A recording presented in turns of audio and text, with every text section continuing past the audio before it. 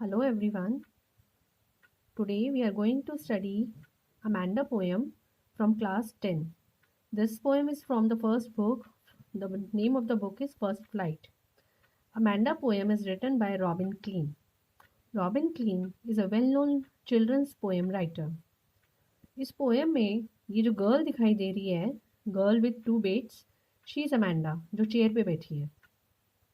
आपको इसके फेस को देख के कुछ लग रहा होगा कि ये एक अकेली लड़की, शी इज़ ऑल अलोन, और इसके पेरेंट्स पूरी पोएम में कंटिन्यूसली इस बच्चे को किसी ना किसी बात पर पॉइंट आउट कर रहे हैं। Her mother is continuously pointing her for one और द अदर थिंग।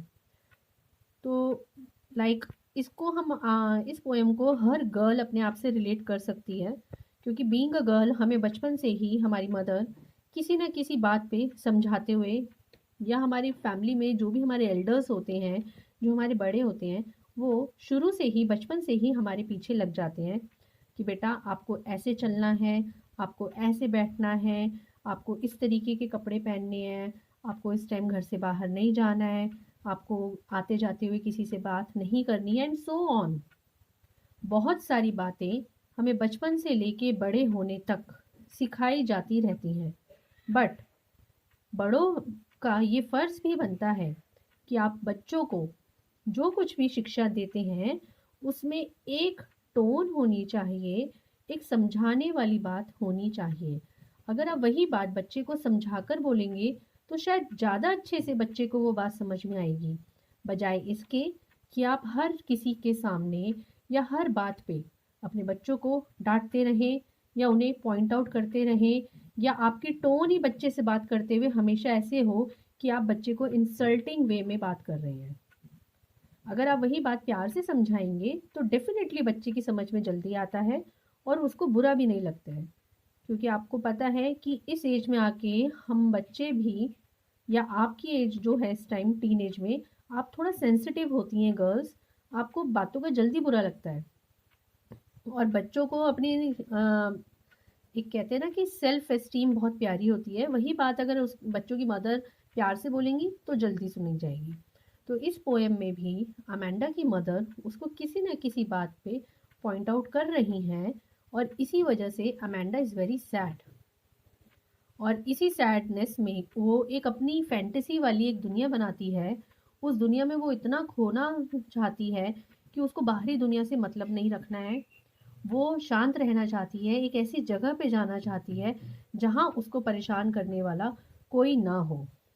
इसी पिक्चर में आपको एक ये लेडी दिखाई देगी, द लेडी इन ब्लू। आपको इसके आसपास क्या दिख रहा है? सी दिखाई दे रहा होगा, और आप इसकी ड्रेस से अंदाज़ा लगा सकते हैं कि ये आधी एक गर्ल लग रही है और एक फिश की तरह भी लग रही है। इसका एक पर्टिकुलर नेम है, उसे हम मरमेड बोलते हैं। This girl, the blue in blue dress, is mermaid. Mermaid is a sea creature whose trunk and head is like a girl and rest of the body part is like a fish. तो यहाँ पे Amanda अपने आप को एक ऐसा creature समझना चाह रही है कि एक मरमेड है वो, और वो सी में अकेले घूमना चाहती है। जो भी कुछ आगे इस पोएम में है वो हम अभी आगे पढ़ते हैं। So in all the poem is very interesting. इस पोएम को मेरी सारी लड़कियां अपनी लाइफ से रिलेट कर सकती हैं। So let's continue the poem. अब हम फर्स्ट स्टेंजा पे चलते हैं पोएम के।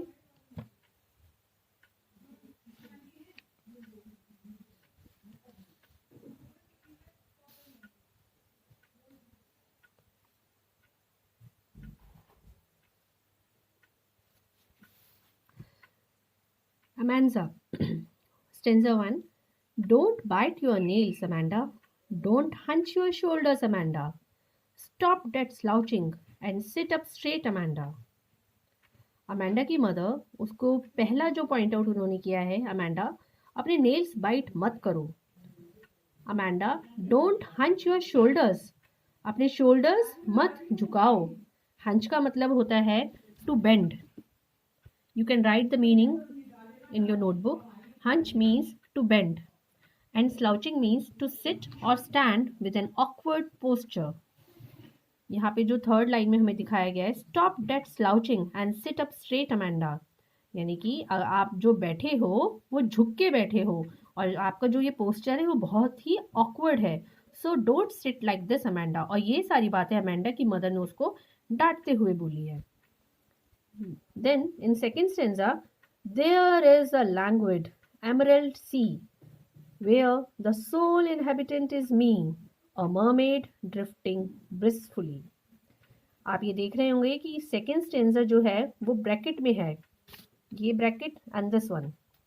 इसका एक मीनिंग है, ये जो ब्रैकेट है इसका ये है कि ये लाइंस किसी ने बोली नहीं है, this all is just imagination of Amanda. यहाँ पे अमेंडा इमेजिन कर रही है कि there is a languid emerald C.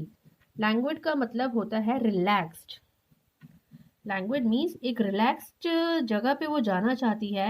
Emerald is a green, bright green, एक होता है ना कंचा, अगर आपने देखा हो, या शीशे वाला जो ग्रीन कलर होता है, जो कलर्स आते हैं उसमें एक ग्रीन कलर होता है जो काफ़ी शाइनिंग होता है, वो वाला ग्रीन कलर, उस तरीके का सी का वाटर है। मरमेड मैंने आपको पहले बताया, a mythical sea creature with head and trunk of a women and tail of a fish. यहाँ पे आप देखेंगे there is a language emerald sea, यानी कि अमेंजा एक ऐसा इमेजिन कर रही है कि एक रिलैक्स्ड ब्राइट ग्रीन कलर का एक सी हो जहाँ की सोल इनहेबिटेंट, यानी कि सोल मीन्स अकेले, इनहेबिटेंट मीन्स रहने वाली, वो खुद है। No one else is there with her, लेकिन अ मरमेड ड्रिफ्टिंग ब्लिसफुली, वो अपने आप को एक मरमेड समझ रही है जो कि धीरे धीरे चल रही है happily. Drifting means moving slowly and blissfully means happily. I hope आपको सेकेंड स्टेंजा समझ में आ गया होगा। Now let's move to the third stanza. Did you finish your homework Amanda? Did you tidy your room Amanda? I thought I told you to clean your shoes Amanda. आपने देखा कि third stanza में फिर से उसकी mother ने उसको डांटते हुए बात करी है कि क्या तुमने अपना होमवर्क किया Amanda? Did you tidy your room, क्या तुमने अपना रूम क्लीन किया? I thought I told you to clean your shoes, Amanda. मुझे लगता है कि मैंने तुम्हें ये बोला था कि अपने शूज क्लीन करो Amanda. Now stanza 4. I am an orphan roaming the street. I pattern soft dust with my hushed bare feet. The silence is golden, the freedom is sweet. ये भी क्योंकि ब्रैकेट्स में है, this is also the imagination of Amanda. She thinks herself to be an orphan. अब अगर मैं orphan का meaning आपको बताऊं तो a child, orphan is a child whose parents are dead. But यहाँ इस पोएम में ऑर्फन का बिल्कुल भी ये मीनिंग नहीं है। कई बार हम वर्ड्स वो ले लेते हैं जिनके मीनिंग ऐसे होते हैं, बट अगर हम पोएम से रिलेट करें तो यहाँ पे ऑर्फन का मतलब है अकेला। यहाँ पे ऑर्फन का मतलब अनाथ नहीं है। सो डोंट थिंक कि अगर ये वर्ड मीनिंग आपके पास आ जाए तो आप वर्ड का ये मीनिंग लिखोगे। यहाँ पे ऑर्फन का जो मीनिंग है मैं स्पेशली आपको बता रही हूँ कि ऑर्फन का मीनिंग है अकेले, alone. I am alone roaming the street, अकेले वो चल रही है। आई पैटर्न सॉफ्ट डस्ट, जो रेत है, सी के आसपास की जो रेत है उस पे वो डिजाइन बना रही है, पर वो डिजाइन किससे बना रही है? With my hushed bare feet. Hushed means very quiet and still, and bare feet means without shoes. So Amanda here is walking on the sand with bare feet, यानी कि without shoes, and she is walking very still, very quite. बहुत धीरे धीरे वो नंगे पैर dust पे चल रही है, और जो साइलेंस है या जो वो शांति फील कर रही है, डेट इज गोल्डन, वो उसको बहुत ज़्यादा पसंद है। That is like a golden moment, कि उस लम्हे को या उस मोमेंट को वो फील कर रही है बहुत अच्छा। द फ्रीडम, यानी कि जो फ्रीडम उसको वहाँ मिल रहा है अकेले रहने पर, जो शांति उसे मिल रही है, वो उसका जो टेस्ट है डेट इज स्वीट, वो टेस्ट जो ले रही है उस फ्रीडम का वो बहुत मीठा है। Fifth stanza, don't eat that chocolate Amanda, remember your acne Amanda, will you please look at me when I am speaking to you Amanda. फिर से उसकी मदर ने उसको डांटते हुए बोला कि अमेंडा चॉकलेट मत खाओ, चॉकलेट खाने से तुम्हें एक्ने हो जाते हैं। एक्ने तो आप सब समझते होंगे, पिंपल्स, जो हमें किसी को भी पसंद नहीं है। अगर हमारे फेस पे एक भी पिंपल हो जाता है, we don't like it at all. Will you please look at me when I am speaking to you Amanda? क्या मेरी तरफ तुम देखोगी जब मैं तुमसे बात कर रही हूँ? तो यहाँ पे अमेंडा की मदर उसको कॉन्टिन्यूसली नैग कर रही हैं, पॉइंट आउट कर रही हैं चॉकलेट खाने पर, but Amanda, she is not even bothered कि उसकी मदर उससे कुछ कह रही हैं। She is not even looking at her, और इसलिए उसकी मदर को और ज्यादा गुस्सा आ जाता है। Stanza 6, I am Rapunzel. I have not a care. Life in a tower is tranquil and rare. I'll certainly never let down my bright hair. Rapunzel एक ऐसा कैरेक्टर है जो कि हमें फेरी टेल में देखने को मिलता है, और वो एक अकेले रहने वाली लड़की है। उसको कोई परवाह नहीं कि उसके साथ कोई रहता है या नहीं रहता, और वो चाहती भी नहीं है कि उसके साथ कोई रहे। Life in a tower is tranquil and rare.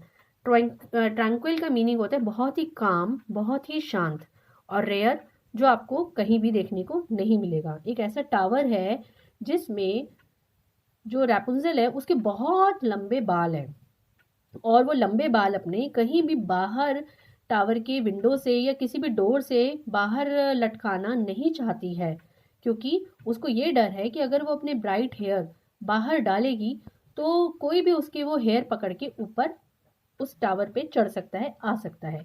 So this is all imagination, वो सब उसकी इमेजिनेशन है। I will certainly never let down my bright hair, इसका मतलब यही है कि वो अपने ब्राइट हेयर को कभी भी बाहर अपने टावर से या अपना वो जो घर है जो जिसको वो टावर बोल रही है उससे बाहर नहीं निकालना चाहिए। ट्विंकल का मीनिंग आप देख सकते हैं, ट्विंकल मीन्स काम। Yes. Now let's last stanza number 7. Stop that sulking at once, Amanda. You are always so moody, Amanda. Anyone would think that I nagged at you, Amanda. Last stanza में उसकी mother उसको कहती हैं, sulking means to be in a bad mood, and nagged to continuously complain to somebody about his or her behavior. तो यहाँ जो ये line है, stop that sulking at once Amanda, कि बच्चे को जब आप बार बार कुछ ना कुछ बात पे टोक रहे हो तो बच्चे का मूड तो स्पॉइल हो गई ना। तो वो जो उसका मूड चेंज हो रहा है उस पर उसकी मदर उसको फिर से डांट रही हैं, you are always so moody, कि तुम हमेशा ही अपने मूड में रहती हो, कभी तुम मेरी सुनती नहीं हो। Anyone would think that I nagged at you Amanda. अब उसकी मदर को ये चिंता हो रही है कि कोई अगर डांटते हुए अमेंडा को सुन लेगा कि उसकी मदर उसको डांट रही है, तो वो ये सोचेगा कि इसकी मदर कितनी खराब है, बार बार अपने बच्चे को डांटती ही रहती हैं। So this was the poem. I hope you all have understood the poem well. आप सबको ये पोएम समझ आई होगी। अब इसकी एक शॉर्ट समरी है, तो इसमें मैं आपको जस्ट एक क्विक रिवीजन हम पोएम का करेंगे। The poem describes a girl named Amanda and her mother who is nagging her for her mistakes, यानी कि उसकी मदर हमेशा मिस्टेक्स उसकी पॉइंट आउट करती रहती हैं। She is first pointed out most probably bye her mother. किस किस बात के लिए उसकी मदर ने उसको पॉइंट आउट किया है, वो मेरे कुछ पॉइंट्स हैं, आप देखिए। फॉर बाइटिंग हर नेल्स, अपनी नेल्स बार बार बाइट क्यों कर रही हो Amanda. For not sitting in right posture, Amanda तुम राइट पोस्चर में क्यों नहीं बैठी हो। For sitting in a lazy manner, Amanda तुम इतने ढीले बच्चों की तरह क्यों बैठी हो। To this all Amanda imagines herself to be a mermaid. Mermaid, I have already told you, mermaid is a sea creature with a head and trunk like a woman and the rest body part like a fish. So Amanda imagines herself to be a mermaid who lives in a calm and relaxing life in a beautiful green sea. Further, she is nagged for not cleaning her room and shoes and also for not doing her homework. उसकी mother उसको ये भी कहती हैं बाद में, इस बात पे पॉइंट आउट किया जा रहा है कि अभी तक तुमने अपना रूम क्लीन नहीं किया है, तुमने अपने शूज अपनी जगह पे नहीं रखे हैं, तुमने अपना होमवर्क भी नहीं किया है। So being fed up by this continuous nagging, she says that she would have enjoyed her freedom then. वो अपना फ्रीडम कैसे एंजॉय करना चाहती हैं, वो चाहती है कि वो उस रेत पर बेयर फीट चले और उसके आसपास कोई भी ना हो। She want to enjoy her freedom by making the pattern on of her bare feet on the sand and would like to live a peaceful life. Next, Amanda is scolded for eating too many chocolates as this causes pimples. She is also scolded for not listening to her mother. So she thinks of being a Rapunzel, a character from a fairy tale who wants to live in a huge tower. In tower, she will live a peaceful life all alone. She will now allow she will not allow anyone in that tower. Finally, mother asks her to stop being moody because she doesn't want anyone to blame her for harassing her daughter. वो नहीं चाहती है उसकी mother कि कोई भी outsider उसको आके ये टोके कि आप अपनी बेटी को हमेशा डांटते ही रहते हैं या उसको हैरेस करते रहते हैं। Here there is no reaction from Amanda's side. अब एंड में हमने ये देखा कि अमेंडा की तरफ से कभी भी कोई रिएक्शन नहीं आया है, लेकिन उसने साइलेंट होकर ही अपनी एक अलग सी इमेजिनेटिव वर्ल्ड उसने बनाया है जिसमें वो खुशी खुशी रहना चाहती है, जिसमें वो एक पीसफुल लाइफ जीना चाहती है, जिसमें वो बहुत शांति चाहती है। This constant nagging has made her so sad. She wants to be in her own world. She used to do so in order to escape from the continuous harassment and dominance of her parents. तो बेटा आप सबको अब समझ आया होगा कि जो अमेंडा अपनी लाइफ में एक पीसफुल थोड़ा सा शांति चाहती थी, वो क्यों चाहती थी। वो जो कॉन्टिन्यूसली उसके साथ जो हो रहा था, जो नेगिंग कॉन्टिन्यूस नेगिंग वो झेल रही थी, उससे अपना ध्यान हटाने के लिए वो एक इमेजिनेटिव वर्ल्ड अपना बना रही थी, ताकि ये जो कॉन्टिन्यूस नेगिंग हो रही है, जो उसको पॉइंटेड किया जा रहा है हर बात पे, वो ना हो। So I hope you all have understood the poem. Thank you.